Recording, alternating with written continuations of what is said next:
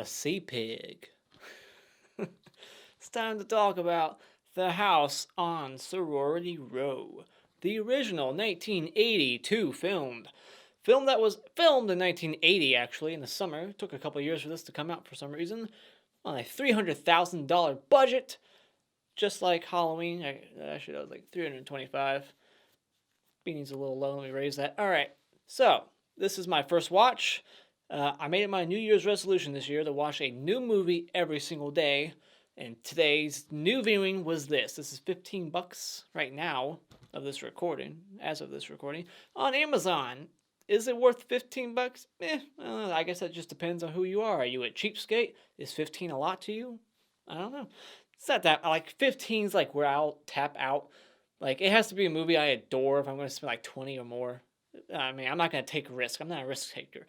But $15, I think it's worth it. If you're a slasher fan, this is a cult classic that I think you should check out. But if you're just a casual horror fan or you like splatter movies, this isn't very gory at all. So, yeah. This movie is about a sorority of 7 girls who have this prank that is so fucking insane, and we'll get into it later on. They have this prank, and it goes wrong, as all the other Terror Train. There's so many, like, you could have a whole list of movies where it's like the premise is prank gone wrong. But yeah, a prank goes wrong and then people are dying one by one. Who's the killer? Is it the person they killed or is it somebody else we don't know about? This was directed by a guy who went on to direct many films with Hilary Duff in the 2000s. He directed A Cinderella Story and The Perfect Man, and then he was directing episodes of Lizzie McGuire. This guy was all over Hilary Duff, and this was his directing debut. I don't recognize any of the actors in here, but I looked one up, and she played a therapist in I Spit on Your Grave 3. So that's about the only person I recognize. The other people were in, like, soap operas and little episodes of CSI here and there, Law and Order, whatever. So nobody really recognizable in the movie. I noticed that one of the characters, the house mother, was completely ADR'd. And I did my research, and they did that on purpose. Not because she spoke English terribly or her dialogue all coincidentally got fucked up and they had to reshoot it. No. The director was like, I don't like this woman's voice because she's not scary enough. And then they reshoot all her lines with somebody else.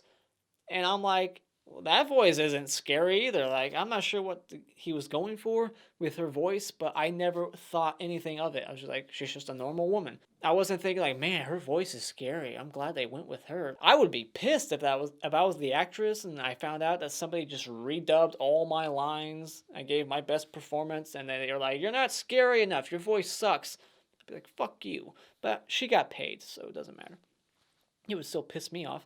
I found it interesting to find out that they hired 2 squatters, hobos, basically living in this abandoned house that they were shooting at in Pennsylvania or Maryland.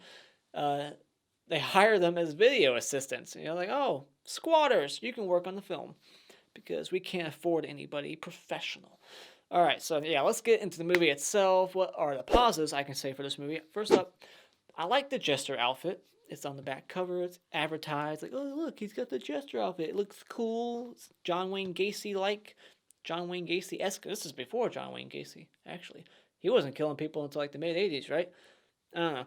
But this guy, I like his little clown outfit towards the end, and I like that it completely is like it's a mimic of like the Jack-in-the-Box. He's emulating this Jack-in-the-Box toy that he loves, so he like dresses himself up as the Jack-in-the-Box. Thought that was like a little neat idea in here. And I thought the girls, all of them, their acting, everybody in this movie was decent. Usually when you watch a low-budget, film like this from the early 80s, you expect that bad acting, but it's actually pretty good. So no one terrible in here. All the girls are gorgeous. You get to see a couple of their boobs, a couple of them.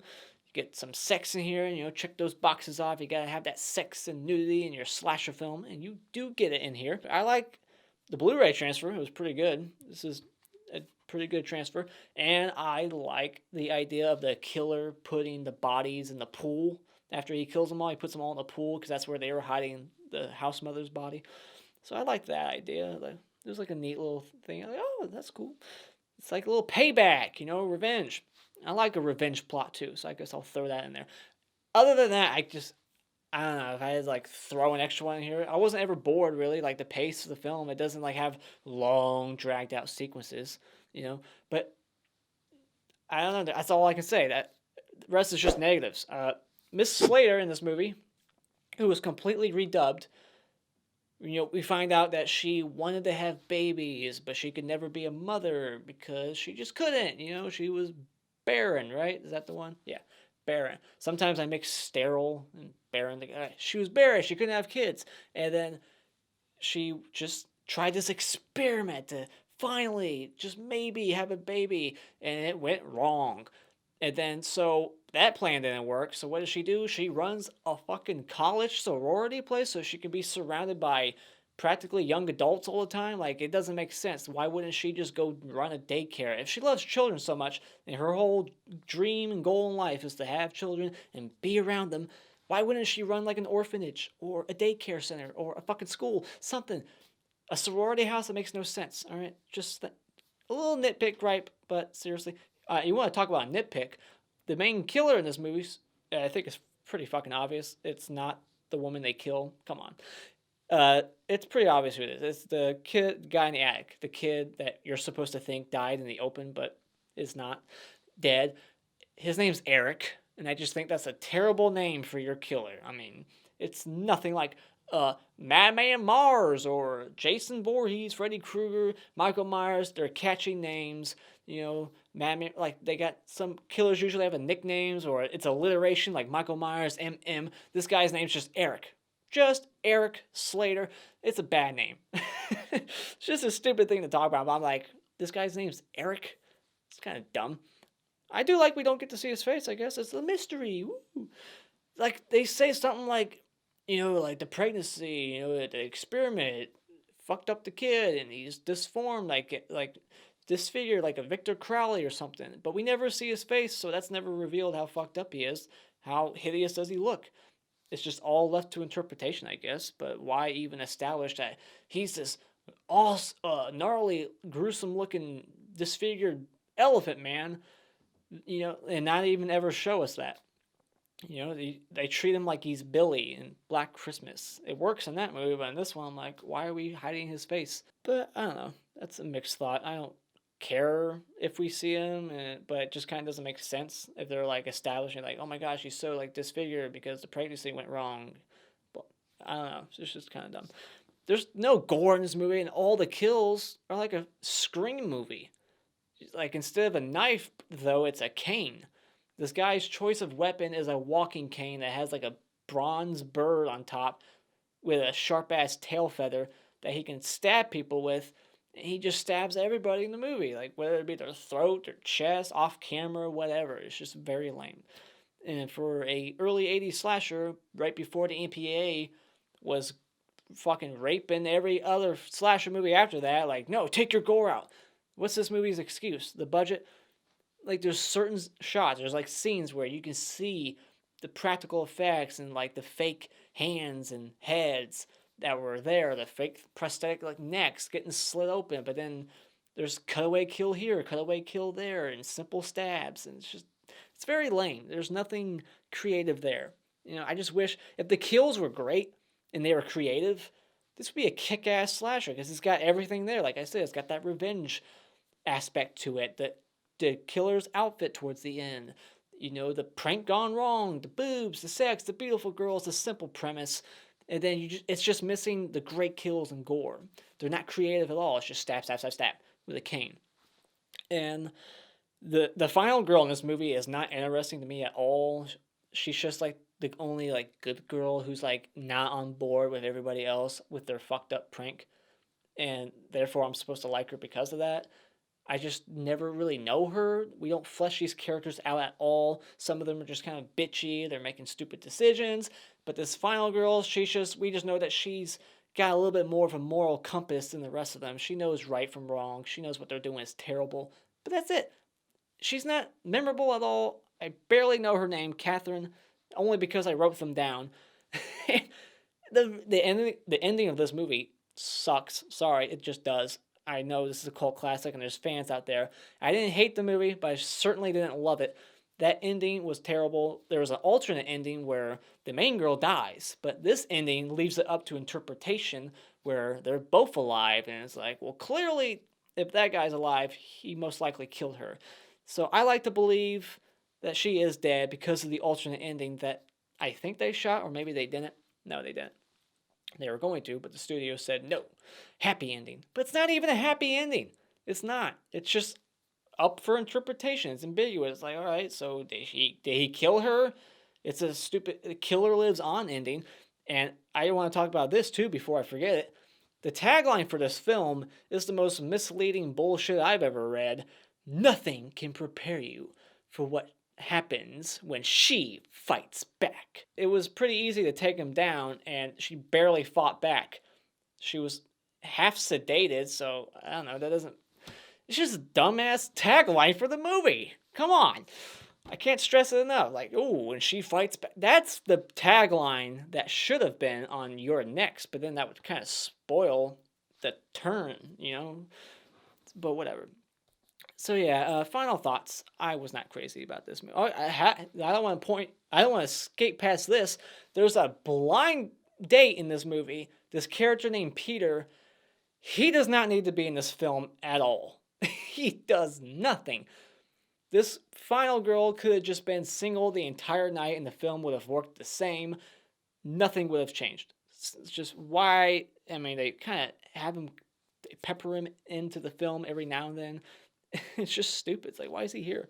So yeah, it's just a very anticlimactic ending. So final thoughts, bad ending, bad kills, not creative, no gore, but you get some beautiful girls, you get, you know, some sex and nudity, a cool killer outfit towards the end that he finally puts on. He's not dressed like a jester the whole time. I thought that was going to be the thing, but he's in the shadows and they don't show his face ever until the very end in the jester outfit. And the prank doesn't happen until like 20 plus minutes into the movie, so it kind of takes a while for that to start and get the rest of the movie going.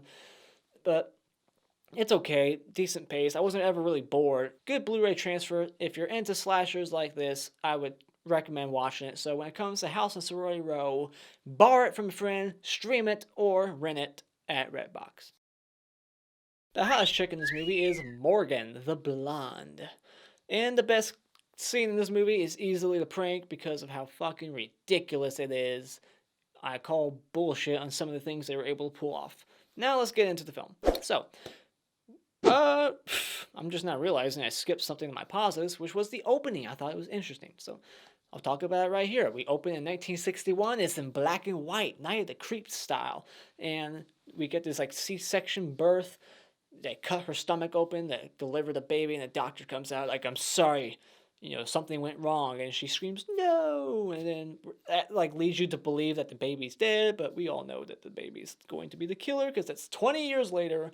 He's the same age as all these college babes. Then we meet all these 7 girls, and they're drinking and whatnot. Mom, I wasn't born with a silver spoon in my mouth. I was born with a silver spoon up my nose. I don't get that joke. What does that mean? Like, is she snorting stuff? Is like the 80s and she's... I don't know. I guess I'm an idiot for not getting it. I didn't write it down word for word, but that's the only thing I can really quote from this movie was that joke. I was like, oh, that's interesting. And I'm a sea pig. I'm a sea pig. This big old 300-pound fat-ass guy wants to go in the world's most disgusting green pool for some reason in his whitey tighties. Oh, disgusting. But yeah, that's the only thing he ever says in the movie. He's like, I'm a sea pig. I'm a sea pig. And then Mrs. Slater, she's telling him, like, you can't throw the party. You're not going to throw the party. And she's ripping up pictures of, like, all the sorority girls she's ever, you know, been with over the years. She's had it. And then the other girls, they've had it with her. And they're like, fuck that bitch. We're going to set up a prank.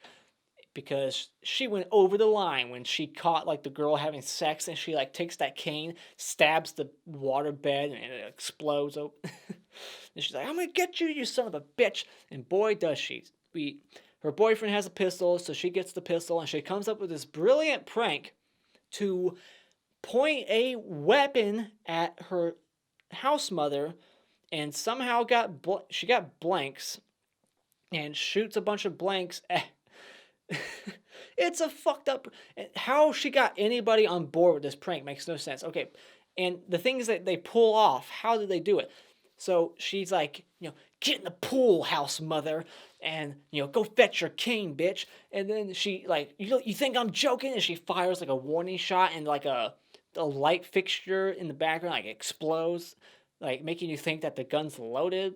And then she like, and then one of the house sisters is like, this is too much, and tries to run away. And she's like, no, shoots her in the leg, and like a blood pack goes off in her leg. So, and then she fires 3 blanks at the house mother, like, haha, it's just a joke, it's blanks, it's not loaded. That was just an elaborate prank. I put a blood pack on her leg, and then I had a light bulb that automatically blew up on cue over there to make you think it was loaded. And then the house mom hits the girl with the cane, like, fucking bitch, what are you, nuts? And then girl turns around, fires another blank. Like, why is she firing? In her mind, the gun is firing blanks. So why would her instinct be to fire around at her? But then guess what? There's a live round in there. Shoots the house mother. Now the house mother's dead. But I thought that maybe the house mother just thought she got shot and kind of like had a heart attack or something, because we never see blood. We never see a bullet hole in the house mother, and there's never any blood. I didn't see any.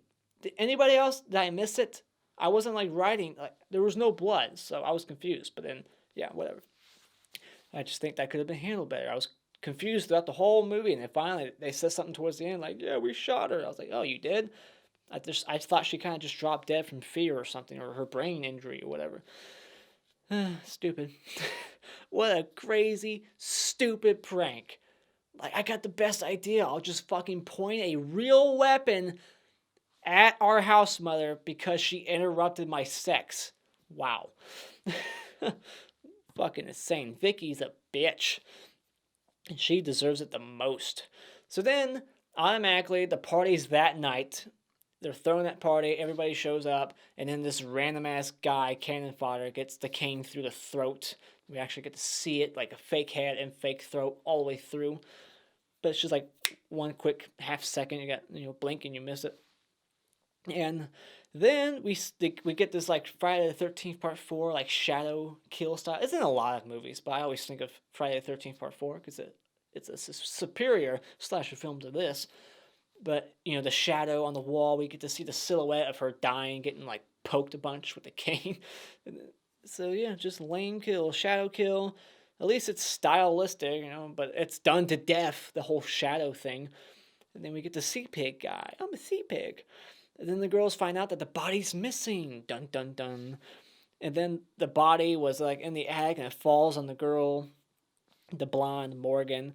And then she just runs off. There's a jack in the box. She picks it up, sees the jester, and then boom, cane goes through her stomach. Now she's stabbed. Stabbing, stabbing, stabbing. Lots of stabbings. And then, yeah, the one girl goes in the attic. And I hate this in movies. I've said it before. I think in one of my Alien versus Predator reviews, how people can somehow sneak up on others making zero noises, despite the environment that they're in. So, Catherine is in the attic. She sees like a children's bedroom up there and toys everywhere, giving you the hint, the major hint, that it ain't the house mother, it's the child that was supposedly dead at birth, that she's been secretly raising in the attic, that nobody's ever heard playing around for many years. Like, they established that she's had this house as a sorority house with chicks in it all the time for many years, and nobody's ever heard a kid running around up there, playing around. You know what I mean? Like, no one ever heard a thing or said anything. Bullshit. So, yeah, but Catherine's up there, and her blind date goes up the creaky-ass attic steps, and then walks all the way around the attic and sneaks up on her and scares her. It's like, bullshit. What, is he walking with, like, slippers and, like, no. That is not how life works. All right, you make noise when you walk. I'm sick of that shit. So yeah, he just sneaks up on her house. And then we see this fake-ass hand. The one chick goes into the car, to get the car ready because they want to like transport the dead body to like the cemetery a mile away. And we see this fake ass hand get stabbed, and then she gets stabbed off camera.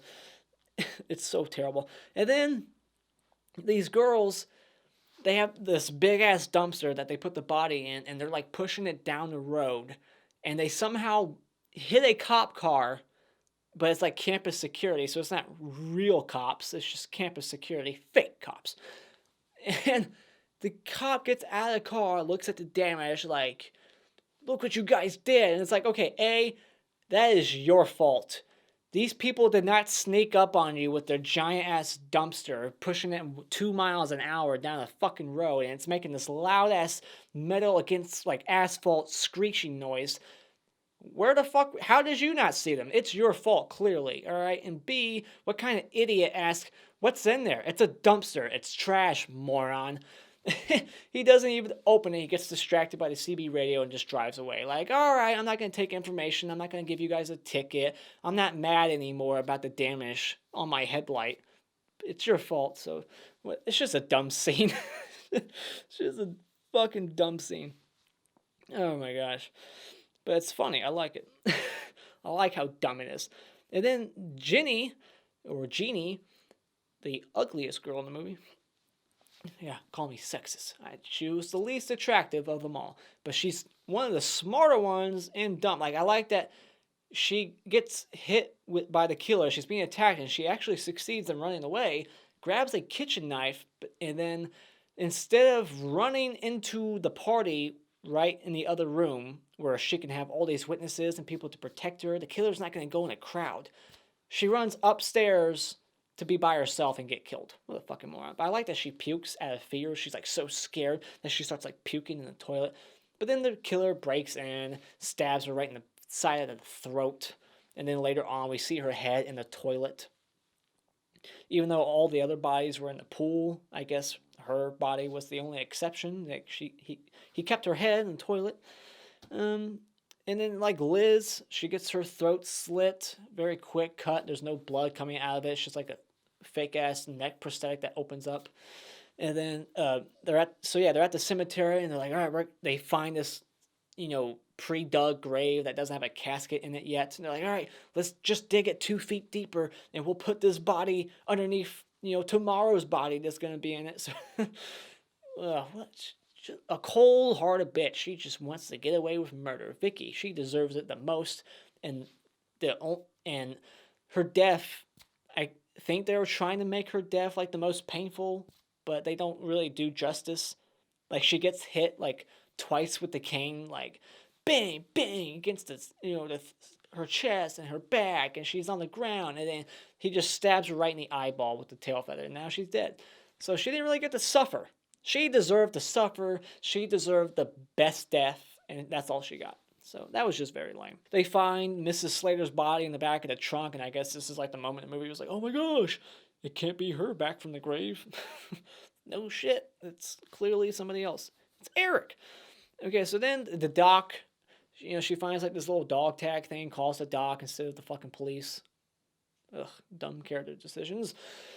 Doc comes over, sedates her, but he like mildly sedates her, not fully to like knock her out, but just to kind of weaken her. He wants to use her as bait to draw Eric out so he can dispose of Eric. I'm not sure exactly what his plans are, if he wants to kill Eric and hide his little experiment gone wrong, or if he just wants to, I don't know. I really don't. I would think just kill him, but why? Like, he acts like, Eric can't survive and go out there on his own, and people know about him because then they'll know about my experiment, my unethical experiment 20 years ago. Nobody can find out about it. He doesn't really elaborate on why. Like, why is this so terrible what you did? You made a woman who couldn't bear children bear a child, granted, a fucked up child, but hey, you did something that's kind of a miracle. Good for you. And yeah, but then the doc, he gets killed.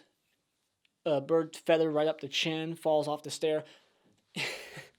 And here's a nitpick. This one girl, like, he puts his hand over her mouth, and she just full on screams out loud. It's like, that's not how sound works. It would be muffled. How was she screaming out loud? Just a stupid thing to talk about, but it was noticeable. Like, that's not how sound works. It would be muffled. How is she screaming out loud? He grabbed her throat. Peter, the blind date guy, he walks in, and I knew this was going to happen, because at this moment in the film, I was starting to realize, I'm like, what the hell happened with the blind date? And here he comes. He walks in and gets sedated, shot by the doc on accident, and then that's the last we see of him. Just a completely useless character. Why is he in the movie? Peter is useless. So then she runs upstairs, and then the killer chases her upstairs, and she has this pistol, because apparently Vicky carries all kinds of ammunition and clips around for a gun that isn't even hers. It's her boyfriend's. And she fires 4 bullets up close. So, maybe they were blanks. Maybe that was it. I don't know. I'm just now putting that together, because in my mind, in the moment, I'm like, oh my God, you just fired 4 rounds up close and you missed every shot. What a terrible aim. But now I'm just now realizing, because of the prank, it was blanks. Okay, so yeah, maybe I'll excuse it now. All right. So she's shooting blanks at the guy, obviously, because we're not seeing bullets hit the wall behind him or anything, or the window, to signify that, yeah, it's live rounds, and she's just a fucking stormtrooper who sucks at shooting. She's firing blanks, and she fires 4, realizes it as blanks, throws the pistol at him, gets this doll, rips the head off the doll, and there's like a little fucking shank underneath it, you know, like a little knife, and she stabs him a few times. He falls down the attic steps on the ground. You think he's dead, and then she's like, you know, still sedated somewhat, and she lays on the ground, and then it cuts to the killer, and his eyes pop open. The end. Roll credits. Really? That's the end? That very anticlimactic final chase up the stairs, and that's all we fucking get, is firing blanks and then a couple of quick stabs. It was just lame. And, you know, the final chase should always be very tense. It should always be, you know, jolting, and, you know, have a couple of scares and a couple of, like, little fights. You know, like, they fight a little bit, she gets away, fight a little bit, she gets away, and, you know, comes up with this ultimate plan that defeat the bad guy, something like that. But it was just a very quick shank, and he falls down. It was just very lame. So, just like The Initiation, this movie has a very lame, like, final chase, final fight, defeat the bad guy thing. It was just lame. That's the best word I can use. It's just lame, underwhelming ending. I prefer the alternate ending that was never shot, and that is that she's dead in the pool with the jester outfit. Killer got away. Even though I'm not a big fan of Evil Lives On endings, because they just feel so overdone and cheap and, you know, purposely done to set up a sequel. At least this one would have had closure. There's no closure here. It's just up for interpretation, but not like an interesting, like, interpretation movie. Like, oh my gosh, I really wonder, like, what happened after the credits rolled. It's just like, there's nothing to, like, ponder about. It's just like, well, either he woke up and killed her or he didn't. So yeah, those are my thoughts on House on Sorority Row. What did you think about this classic? Do you love it? Do you hate it? Put all your thoughts down there. Like and share this video with all your friends. Become a Patreon to request movie reviews. And become a subscriber today just by clicking on my cartoon face in 5 seconds. And until next time, auf Wiedersehen, sea pigs.